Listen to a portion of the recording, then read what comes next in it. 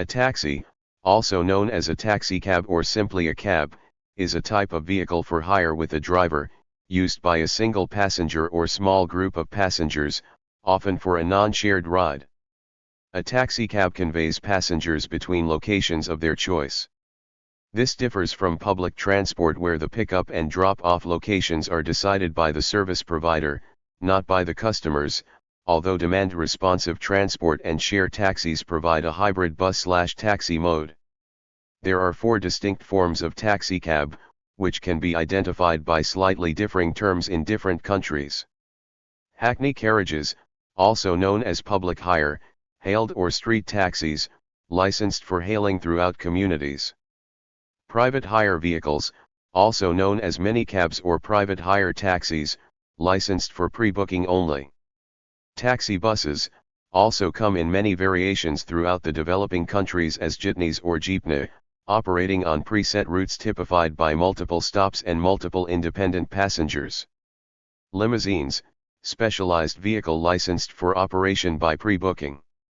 Although types of vehicles and methods of regulation, hiring, dispatching, and negotiating payment differ significantly from country to country, many common characteristics exist.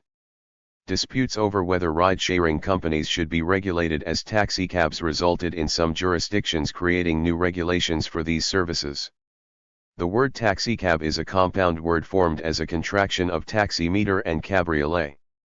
Taximeter is an adaptation of the German word taxometer, which is itself a variant of the earlier German word taxonom. Tax/tax/ is a German word meaning tax, charge, or scale of charges. The medieval Latin word taxa also means tax or charge. Taxi may ultimately be attributed to ancient Greek tau xi iota from tau sigma sigma omega meaning to place in a certain order, as in commanding an orderly battle line, or in ordaining the payment of taxes, to the extent that tau alpha xi delta iota, taxidai, meaning journey in modern Greek, initially denoted an orderly military march or campaign. Meter is from the Greek mu tauro omicron nu, metron, meaning measure.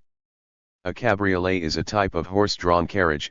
The word comes from French cabrioler, to leap, caper, from Italian capriolar, to somersault, from Latin capriolus, roebuck, wild goat. In most European languages that word has taken on the meaning of a convertible car. The taxicabs of Paris were equipped with the first meters beginning on March 9, 1898. They were originally called taximetra, then renamed taximetra on October 17, 1904.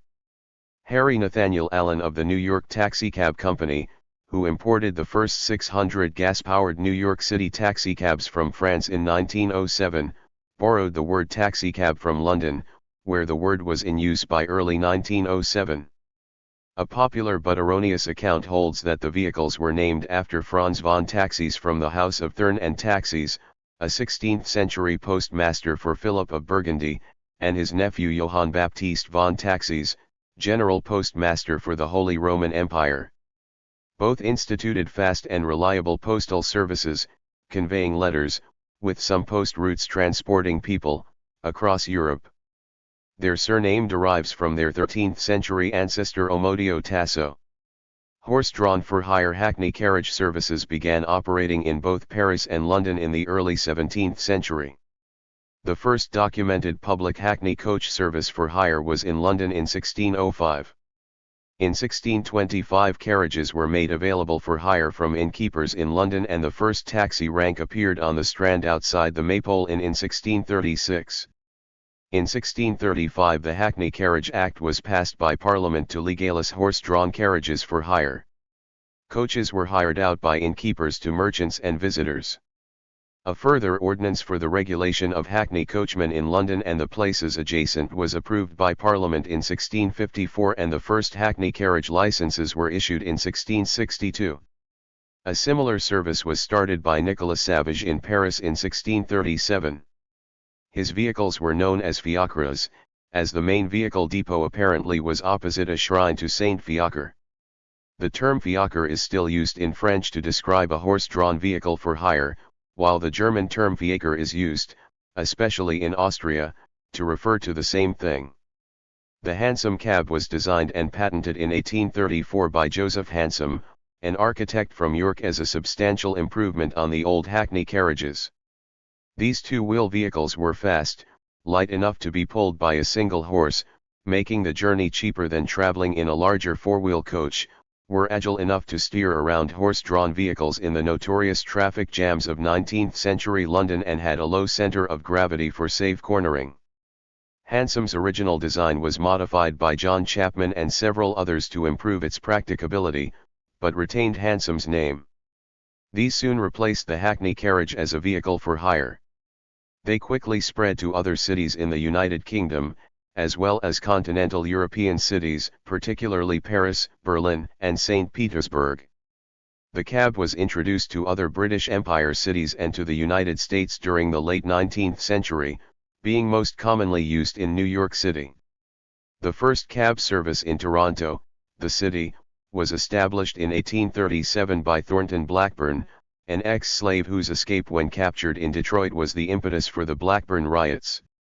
The modern taximeter was invented and perfected by a trio of German inventors, Wilhelm Friedrich Nadler, Ferdinand Denker, and Friedrich Wilhelm Gustav Brunn. The Daimler Victoria, the world's first motorized powered taximeter cab, was built by Gottlieb Daimler in 1897 and began operating in Stuttgart in June 1897.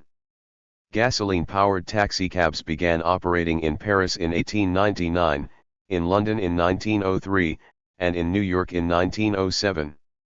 The New York taxicabs were initially imported from France by Harry N. Allen, owner of the Allen Kingston Motor Car Company.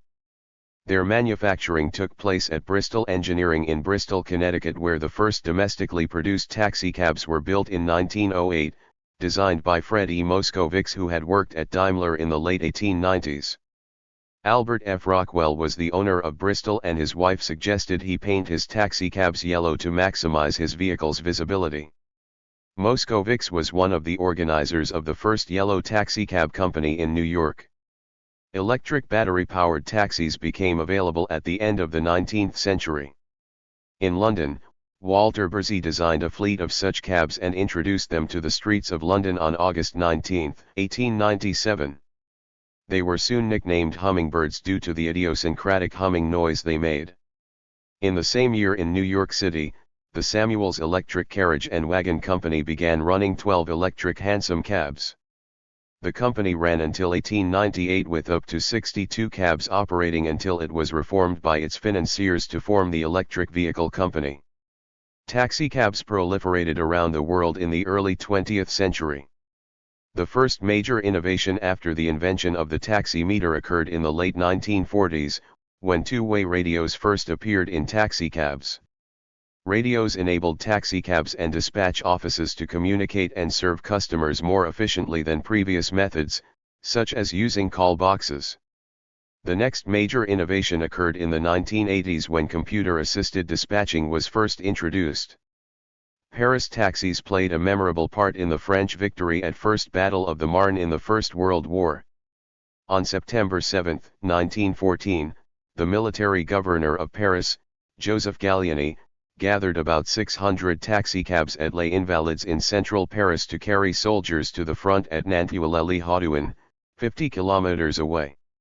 Within 24 hours about 6,000 soldiers and officers were moved to the front. Each taxi carried 5 soldiers, 4 in the back and 1 next to the driver.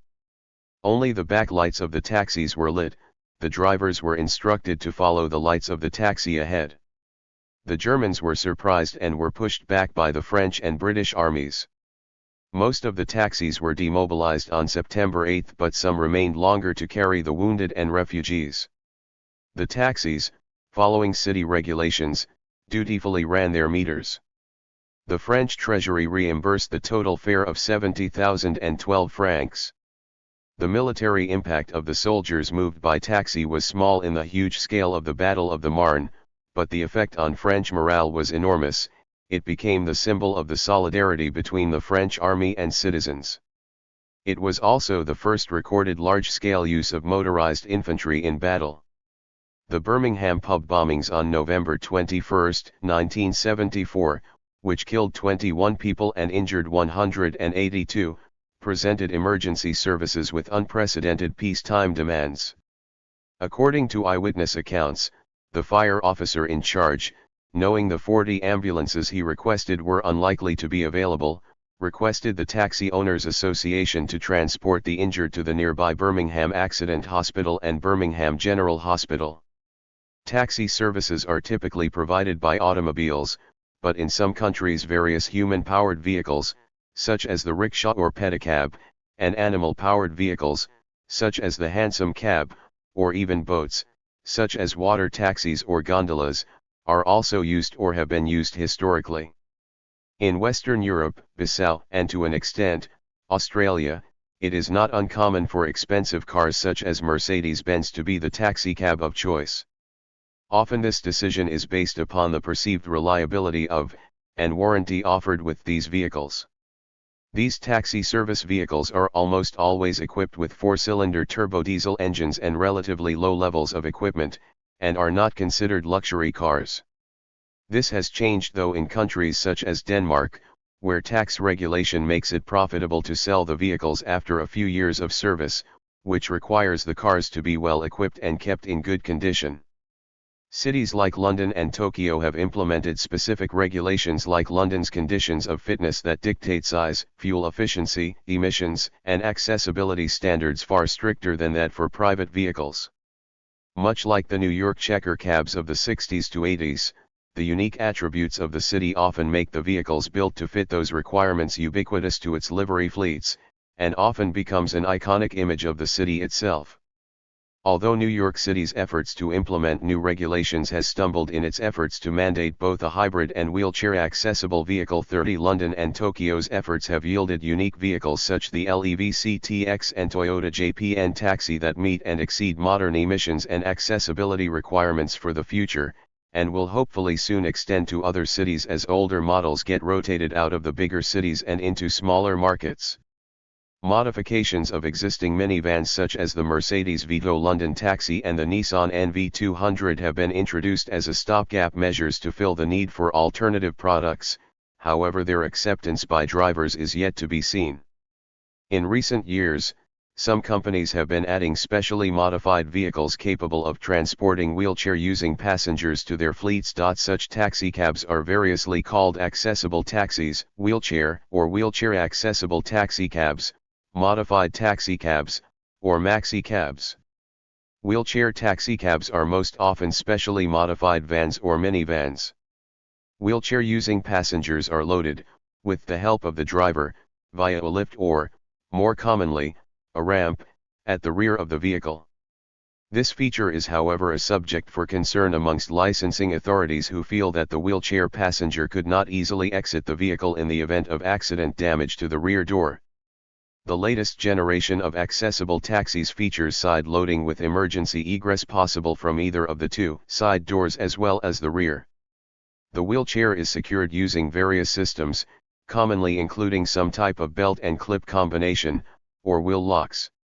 Some wheelchair taxicabs are capable of transporting only one wheelchair-using passenger at a time, and can usually accommodate 4 to 6 additional non-disabled passengers. Wheelchair taxicabs are part of the regular fleet in most cases, and so are not reserved exclusively for the use of wheelchair users. They are often used by non-disabled people who need to transport luggage, small items of furniture, animals, and other items. Because of this, and since only a small percentage of the average fleet is modified, wheelchair users must often wait for significantly longer periods when calling for a cab, and flagging a modified taxicab on the street is much more difficult. London's taxis have been fully accessible since January 2000, with all taxis fitted with a pull-out or portable ramp. Taxicabs in less developed places can be a completely different experience, such as the antique French cars typically found in Cairo. 37 However, starting in March 2006, newer modern taxicabs entered the service operated by various private companies. Taxicabs differ in other ways as well. London's black cabs have a large compartment beside the driver for storing bags, while many fleets of regular taxis also include wheelchair-accessible taxicabs among their numbers, see above. Although taxicabs have traditionally been sedans, minivans, hatchbacks, and even SUV, taxicabs are becoming increasingly common. In many cities, limousines operate as well, usually in competition with taxicabs and at higher fares.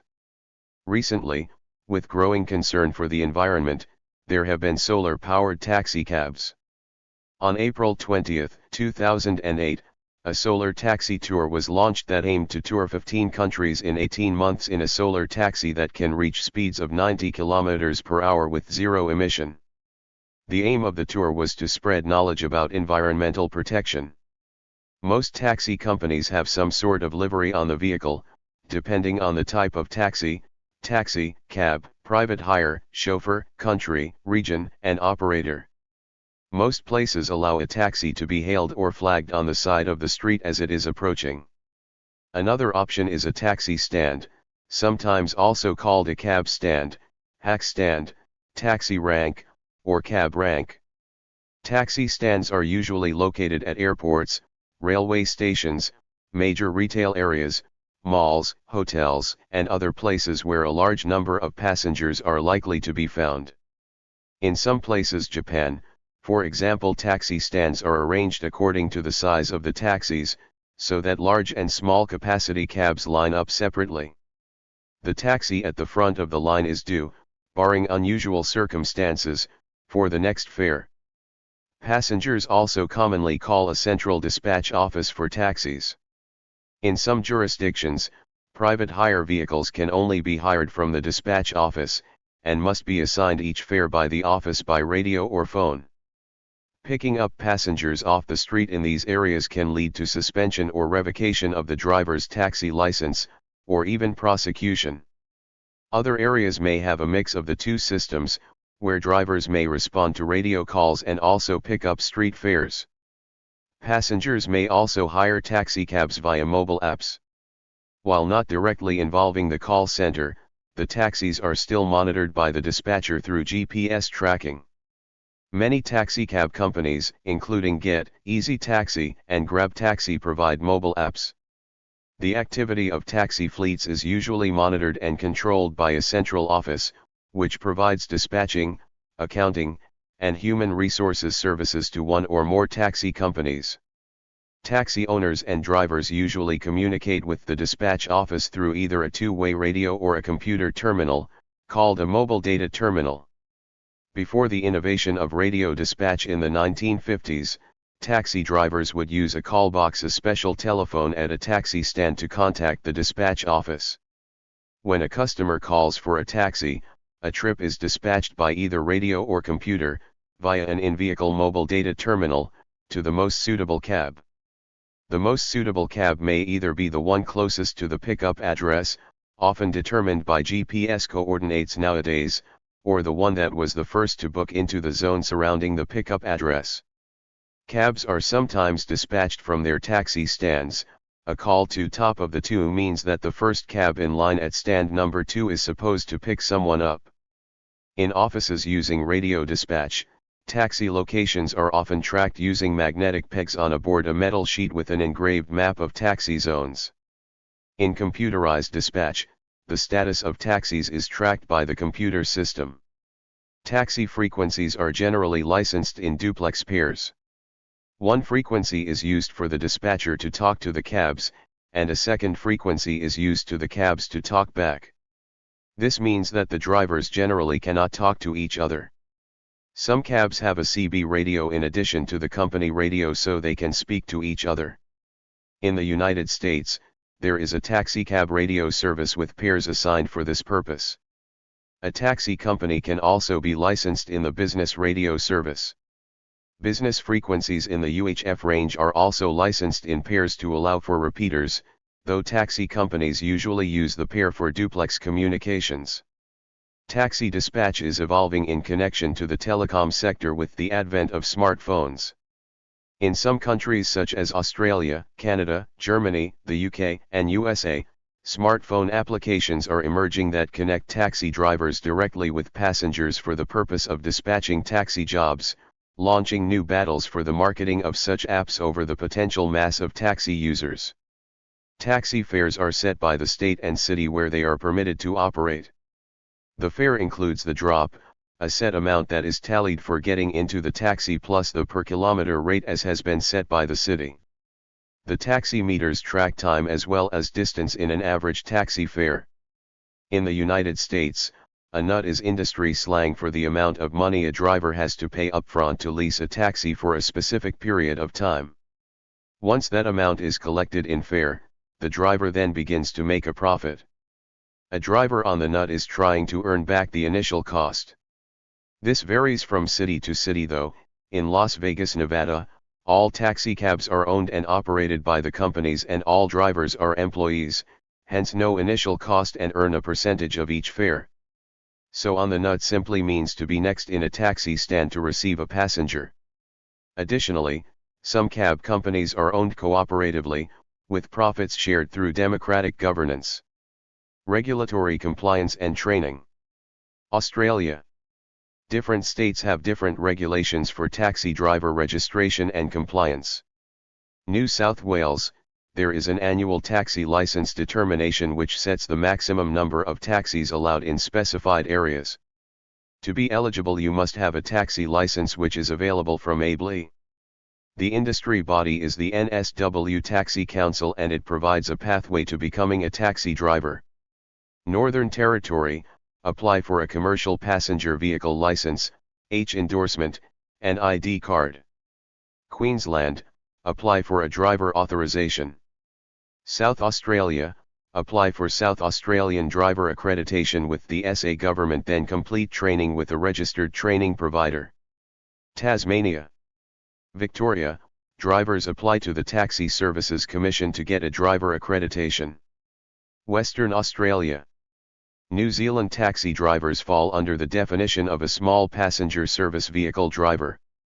They must have AP, passenger, endorsement on their driver license.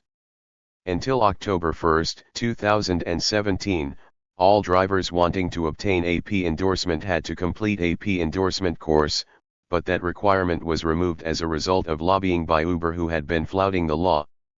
Drivers must comply with work time rules and maintain a logbook, with the onus on training falling on companies and drivers since the P endorsement course was abandoned. The New Zealand Taxi Federation is the national advocacy group for taxi companies within New Zealand. Navigation. Most experienced taxi drivers who have been working in the same city or region for a while would be expected to know the most important streets and places where their customers request to go. However, to aid the process of manual navigation and the taxi driver's memory, and the customers as well at times, a cab driver is usually equipped with a detailed roadmap of the area in which they work. There is also an increasing use of GPS-driven navigational systems in wealthier countries. In London, despite the complex and haphazard road layout, such aids have only recently been employed by a small number of black cab taxi, as opposed to minicab, drivers. Instead, they are required to undergo a demanding process of learning and testing called the knowledge. This typically takes around 3 years and equips them with a detailed command of 25,000 streets within central London, major routes outside this area, and all buildings and other destinations to which passengers may ask to be taken. Taxicabs have been both criticized for creating pollution and also praised as an environmentally responsible alternative to private car use. One study, published in the journal Atmospheric Environment in January 2006, showed that the level of pollution that Londoners are exposed to differs according to the mode of transport that they use. When in the back seat of a taxicab, people were exposed the most, while walking exposing people to the lowest amount of pollution. In Australia, nearly all taxis run on LPG, as well as the growing fleet of hybrids. Argentina and the main cities of Brazil have large fleets of taxis running on natural gas. Many Brazilian taxis are flexible fuel vehicles running on sugarcane ethanol, and some are equipped to run on either natural gas or as a flex fuel. At least 2 Brazilian car makers sell these type of biofuel vehicles. Malaysia and Singapore have many of their taxicabs running on compressed natural gas, CNG. San Francisco became one of the first cities to introduce hybrids for taxi service in 2005, with a fleet of 15 Ford Escape hybrids, and by 2009 the original Escape hybrids were retired after 480,000 kilometers, 300,000 miles, per vehicle. In 2007 the city approved the Clean Air Taxi Grant Program in order to encourage cab companies to purchase alternative fuel vehicles, by providing incentives of $2,000 per new alternative fuel vehicle on a first-come, first-served basis. Out of a total of 1,378 eligible vehicles, wheelchair-accessible taxi vans are excluded, 788 are alternative fuel vehicles, representing 57% of the San Francisco's taxicab fleet by March 2010. Gasoline-electric hybrids accounted for 657 green taxis and compressed natural gas vehicles for 131. As of mid-2009 New York City had 2,019 hybrid taxis and 12 clean diesel vehicles, representing 15% of New York's 13,237 taxis in service, the most in any city in North America. At this time owners began retiring its original hybrid fleet after 480,000 and 560,000 kilometers, 300,000 and 350,000 miles, per vehicle. Two attempts by the Bloomberg administration to implement policies to force the replacement of all New York's 13,000 taxis for hybrids by 2012 have been blocked by court rulings. Chicago is following New York City's lead by proposing a mandate for Chicago's entire fleet of 6,700 taxicabs to become hybrid by January 1, 2014. As of 2008 Chicago's fleet had only 50 hybrid taxicabs. In 2008 Boston mandated that its entire taxi fleet must be converted to hybrids by 2015. Arlington, Virginia also has a small fleet of 85 environmentally friendly hybrid cabs introduced in early 2008. The Green Taxi expansion is part of a county campaign known as Fresh Air, or Arlington Initiative to Reduce Emissions, and included a new all-hybrid taxi company called EnviroCab, which became the first all-hybrid taxicab fleet in the United States, and the first carbon-negative taxicab company in the world. A similar all-hybrid taxicab company, Clean Air Cab, was launched in Phoenix, Arizona in October 2009. In Japan, electric taxicabs are becoming increasingly popular. In 2009, battery swap company Better Place teamed with the Japanese government to trial a fleet of electric taxis with the Better Place battery swap system in Yokohama. In 2010, the taxi company Hinomaru Lino Usain Company launched two Mitsubishi i-Me EV electric taxicabs in Tokyo. Both taxicabs had female drivers and were branded under Zero Taxi livery. Hybrid taxis are becoming more and more common in Canada, with all new taxis in British Columbia being hybrids, or other fuel-efficient vehicles, such as the Toyota Prius or Toyota Corolla. Hybrids such as the Ford Escape hybrid are slowly being added to the taxicab fleet in Mexico City. Other cities where taxi service is available with hybrid vehicles include Tokyo, London, Sydney, Rome, and Singapore. Seoul introduced the first LPI hybrid taxi in December 2009. The internal combustion engine runs on liquefied petroleum gas, LPG, as a fuel. In 2010 Beijing, China introduced electric taxis. A trial run began in March 2010 with taxis being cheaper than their regular gasoline counterparts. International Trade Association. The Taxicab, Limousine and Paratransit Association, TLPA, was established in 1917 in the United States, and is a non-profit trade association of and for the private passenger transportation industry.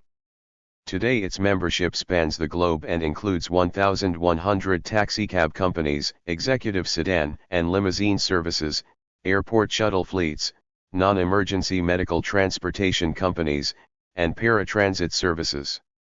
In April 2011, TLPA announced a nationwide Transportation on Patrol initiative. The TOP program gives local police departments the materials they need to train volunteer taxi drivers to be good witnesses and watch out for criminal behavior. Occupational hazards. Taxicab drivers are at risk for homicide at a far higher rate than the general working population in the United States, 7.4 per 100,000 and 0.37 per 100,000, respectively.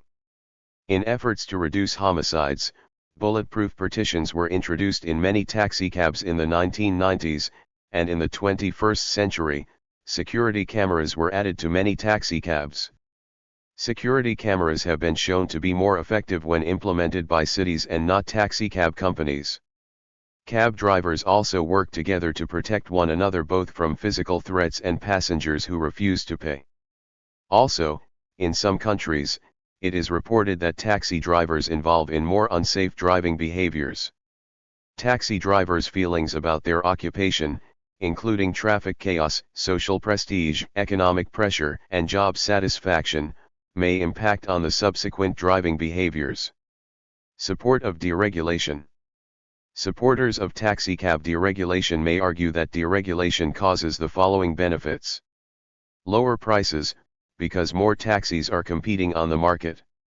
Lower operating costs, incentivized by the competition. The competition adds quality and the pressure to enhance one's reputation. New innovations such as shared ride markets and special services for disabled people, new market niches.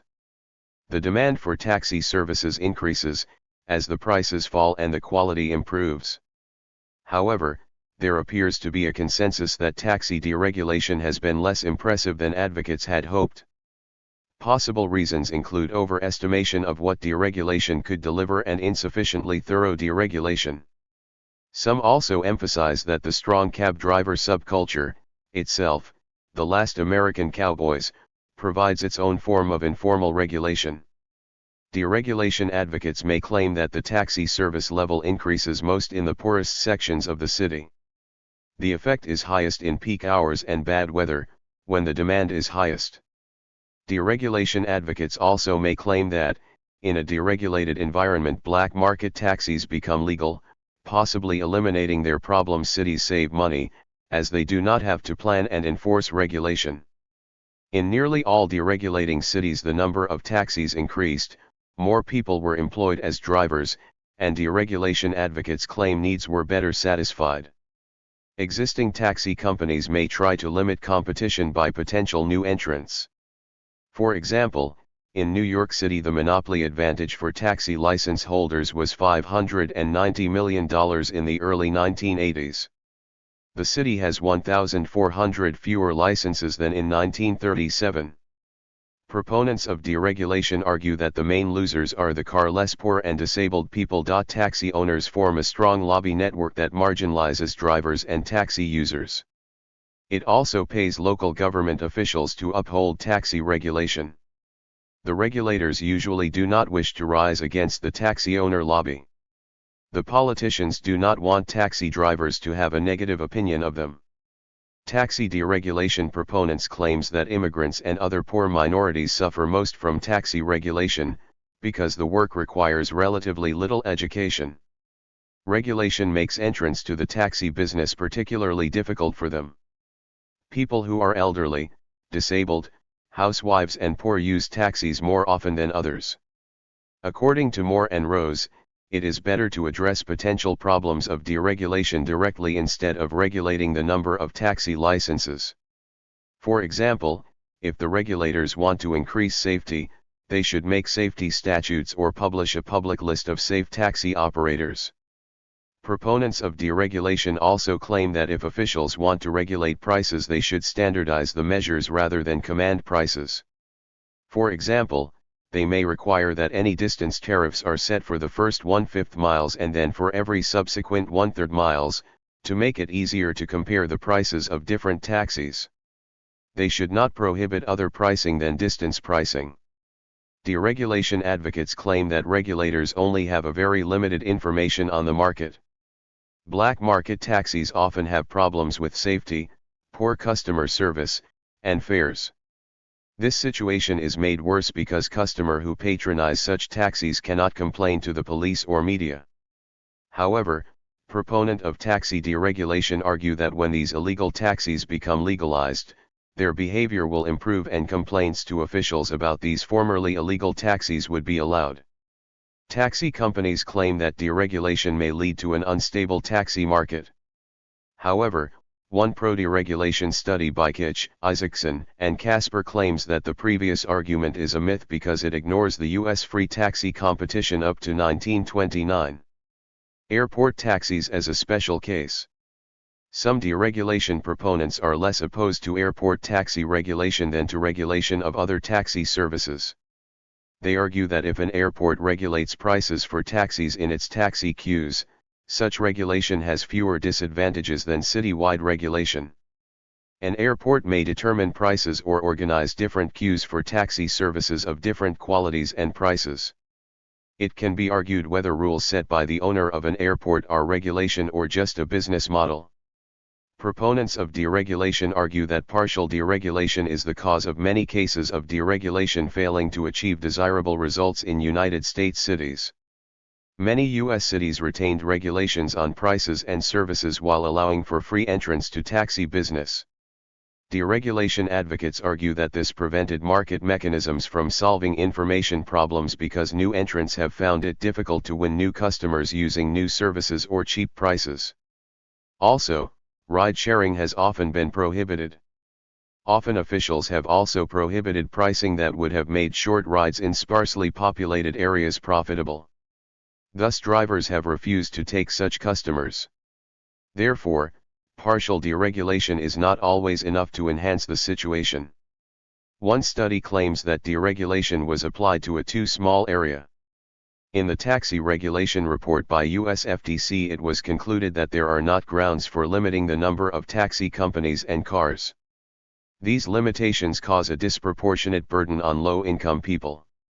It is better to increase the pay for unprofitable areas than to force the taxis to serve these areas. According to the report, the experience on free entry and price competition are mainly positive. Prices have fallen, waiting times were shortened, the market shares of the biggest companies have fallen, and city councils have saved time from licensing and fare setting. However, the airports should either set their own price ceilings or allow for price competition by altering the queue system. Opposition to deregulation. Opponents of taxi deregulation argue that deregulation will result in high taxi driver turnover rates, which may cause the number of less qualified taxi drivers to increase. Dishonest business practices such as price gouging, especially on airport routes, and circuitous routing, and poor customer service. A Connecticut General Assembly report argues that deregulation fails to cause price decreases because taxi passengers typically do not price comparison shop when searching for taxicabs, and that fares usually increased with deregulation because the higher supply of taxis caused drivers' earning potential to decrease. This report claims that deregulation resulted in dramatically increased taxi supply, especially at already overserved airport locations, fare increases in every city, and an increase in short-trip refusals by taxicab drivers. This report argues that deregulation has led to undesirable results in several American cities. Seattle deregulated taxis in 1980, resulting in a high supply of taxicabs, variable rates, price gouging, short-haul refusals, poor treatment of passengers. As a result, Seattle re-regulated in 1984, reinstating a restriction on taxicab licenses and fare controls. In St. Louis, deregulation produced a 35% rise in taxi fares, and taxicab drivers complained of waiting hours at airports for customers at taxicab stands. Taxicab companies claimed they increased fares in order to make up for lost competition resulting from the increased supply of taxis. As a result, the St. Louis City Council froze new taxicab licenses in 2002. A study of the deregulation of taxis in Sweden in 1991 showed that the taxicab supply increased, but average fares also increased in almost all cases. Specifically, average fares per hour increased for all trips. Average fares also increased for fares calculated by distance, per kilometer, in almost every category studied, for all customer-paid trips in municipalities of all three sizes, small, medium, and large, and increased for municipality-paid trips in small and large municipalities. Fares only decreased for municipality-paid trips in medium-sized municipalities that were calculated per kilometer. Deregulation also resulted in decreased taxicab productivity and decreased taxi company revenues. This study concluded that deregulation resulted in increased fares especially in rural areas, and the authors argued that the increased fares were due to low taxi company revenues after deregulation. Taxi companies claim that deregulation would cause problems, raise prices, and lower service level on certain hours or in certain places. The medallion system has been defended by some experts. They argue that the medallion system is similar to a brand name capital asset and enforces quality of service because quality service results in higher ridership, thus increasing the value of owning the medallion. They argue that issuing new medallions would decrease the medallion value and thus the incentive for the medallion owner to provide quality service or comply with city regulations.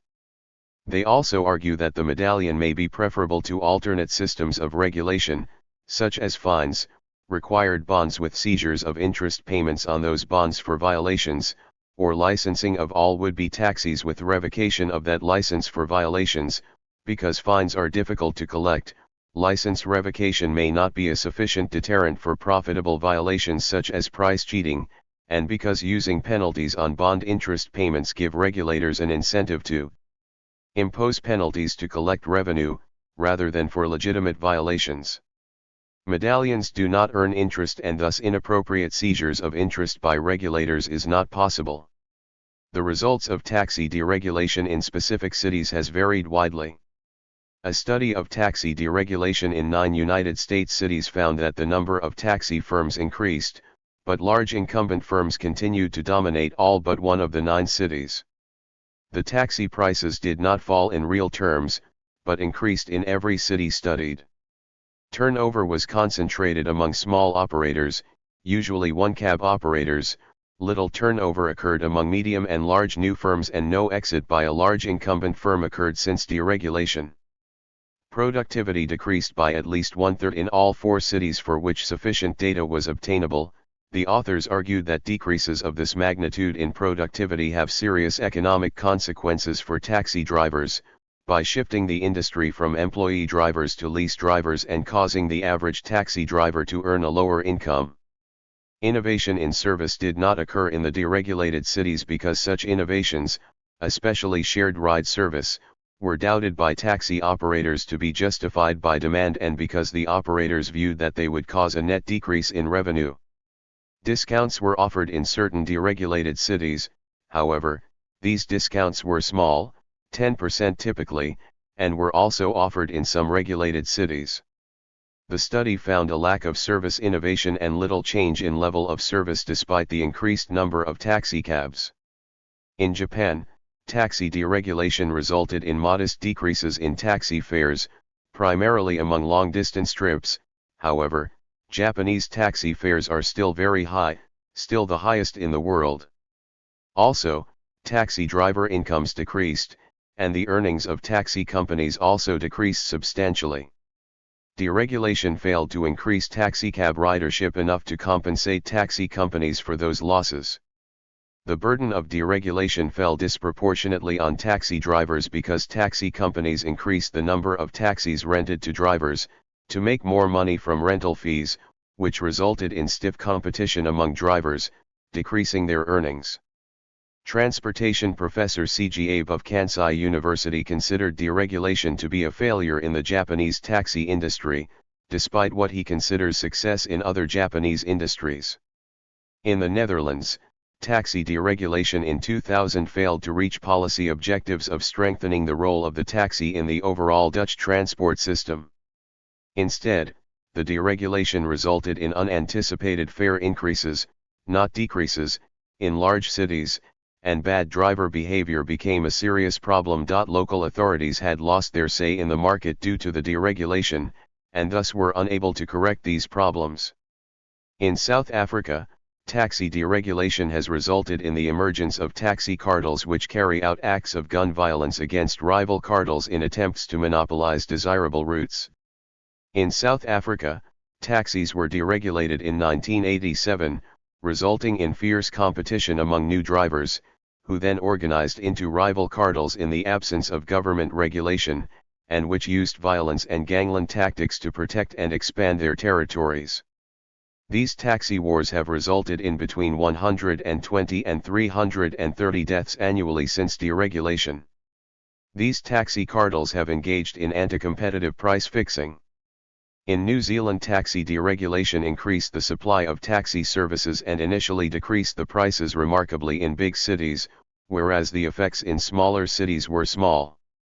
In Ireland, taxi deregulation decreased waiting time so much that the liberalisation became very popular among the public.